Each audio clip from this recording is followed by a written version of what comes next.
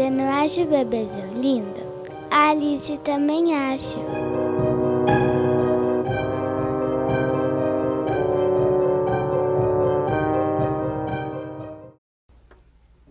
Olá! Como vimos, os amigos imaginários podem ser reconfortantes ou assustadores, mas será que eles de fato existem?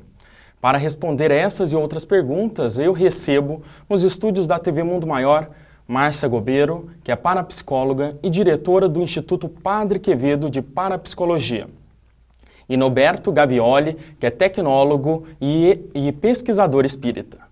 Márcia, esses seres, eles existem ou são só frutos da nossa imaginação? Como seres reais, eles não existem. Mas para a criança, de fato, ela consegue conversar, vê-los, dialogar.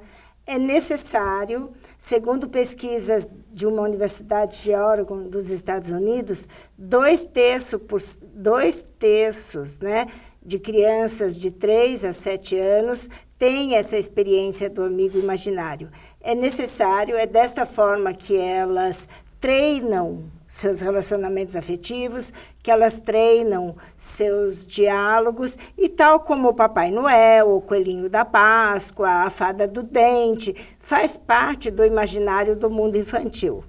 Norberto, seria possível que fossem seres sobrenaturais? Sem dúvida, eu não chamaria de seres sobrenaturais, porque os espíritos não são sobrenaturais, eles são uma das forças da natureza. É uma criação de Deus, é a nossa alma desencarnada. Não nos esqueçamos que a única atividade do espírito é pensar. E através do pensamento é que nós nos comunicamos, quer sejamos vivos ou mortos, fisicamente falando. Então, no caso das crianças, essas têm uma aptidão desenvolvida para poder se comunicar com os espíritos. Norberto, vocês são seres espirituais mesmo. Qual seria o objetivo dessas comunicações? Primeiramente, vamos verificar como que nós nos comunicamos. Nós estamos no estado inercial, quer dizer, no movimento contínuo, e nós só nos mudamos dessa posição se nós recebermos um input, uma nova energia. Essa nova energia vem através do pensamento. Então, as ideias que surgem são induções que nos são trazidas ou fornecidas por outros espíritos. Então, essas crianças, quando nascem, elas vêm com o seu arquivo, com o seu hardware, que seria o cérebro, totalmente branco. Como a memória está no espírito, gradativamente ela vai adquirindo conhecimento. E esses espíritos que trabalham com as crianças, que ludicamente as induzem a fazer as coisas, os seus jogos, as suas brincadeiras, vão colocando informações nesse cérebro que está fresquinho, novinho. Seria um disco virgem que nós vamos colocando informação a cada nova atividade, a cada nova vivência, vamos assim dizer.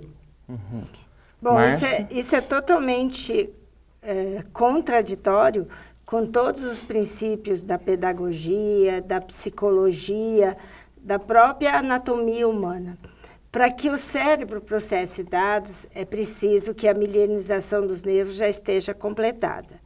Então, toda criança, conforme o amadurecimento do seu corpo, a educação familiar, os estímulos da família, os estímulos da escola, os estímulos dos amiguinhos, essa criança vai se desenvolvendo. Então, o ser humano se desenvolve através de estímulos. Uma criança estimulada, uma criança que tem acesso a livros infantis, que os pais contem historinhas, que os pais deem acesso à informação, será uma criança que vai desenvolver melhor suas potencialidades do que aquela criança que não tem acesso, por exemplo, à televisão, à internet, a outros meios, né, de se adquirir cultura. Márcia, Oi. Como explicar, então, que crianças em diferentes países com culturas diversas relatem experiências com amigos imaginários? Você está falando exatamente a mesma coisa que eu falei. Não é uma questão cultural, não é uma questão religiosa.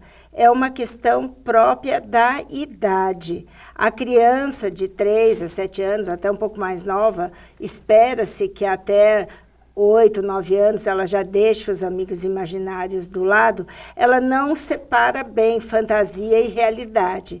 Então, quando uma criança afirma, por exemplo, eu viajei de avião, e nunca andou de avião, os pais acham que ela está mentindo e pode até repreender. Não, mas se ela imaginou que ela andou de avião, aquela experiência para ela realmente é real. Como a criança não distingue fantasia de realidade, até a maturidade, que começa aos poucos, a partir dos 8 anos, é completamente normal em todas as crianças, de todas as épocas, de todos os povos, independentemente da sua cultura e da sua religião. Norberto, como a gente diferenciar, então, se é imaginação ou se é mesmo a expressão de um ser espiritual? Bom, primeiramente, nós deveremos entender que a imaginação é uma das faculdades do espírito. Nós, como espíritos, somos compostos por várias faculdades. E a imaginação é uma delas, como a percepção, a sensibilidade, o livre-arbítrio, o discernimento. Quando todas essas faculdades vão se desenvolvendo, nós vamos adquirindo uma maior maturidade. No caso da criança, a imaginação, a faculdade imaginação tem uma atividade muito grande. Por quê? Porque ela tem um anseio, ela viu, ouviu e vai atrás daquilo que ela viu e ouviu. Então é uma atividade do seu próprio espírito, que vai buscar informações. Não nos esqueçamos que as informações viajam.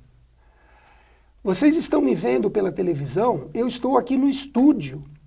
Vocês estão recebendo isso através de emissões de ondas que saem daqui do estúdio e chegam até vocês. Então, o viajar dessas informações é lido pelos espíritos. E não nos esqueçamos que uma criança, ela não tem a idade tenra de 3, 7, 5, 10, 80 anos, no caso de um adulto. O espírito é velho, o espírito já teve várias vivências. E no processo reencarnatório, as novas experiências vão se somando a tudo aquilo que ele já conhecia. Haja vista, um segundinho só, as aptidões inatas das crianças. Norberto, mas se de fato são seres espirituais que estão fazendo comunicação com essas crianças, por que há a tendência deles desaparecerem quando elas se tornem adultos? Mas eu peço para você responder daqui a pouco, depois do nosso intervalo. A gente já volta.